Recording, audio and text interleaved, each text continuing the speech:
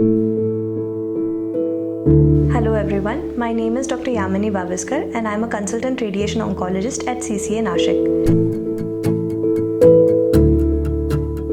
So radiation therapy is one of the main pillars of cancer treatment, along with surgery where the tumor is operated upon and removed or debulked, and along with chemotherapy or immunotherapy where a drug is introduced in the patient's body that causes tumor cell kill or triggers the body's immunity to cause tumor cell kill, so respectively. Now radiation therapy, as the name suggests, uses high energy ionizing radiation to cause cell killing of the tumor in body. So what it does is that it damages the DNA of cancer cells and thus brings about decrease in the amount of tumor in the body.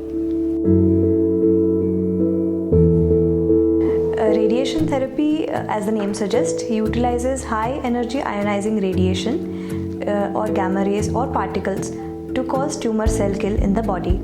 It is focused on the region of interest and it acts by damaging the cellular DNA and thus causes tumor cell kill.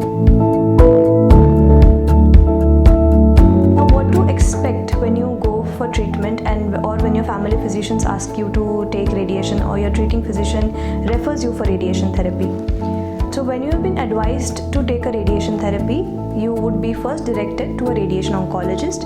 A radiation oncologist is a physician who is trained in clinical oncology and specializes in delivering external beam radiation therapy and brachytherapy to the patients.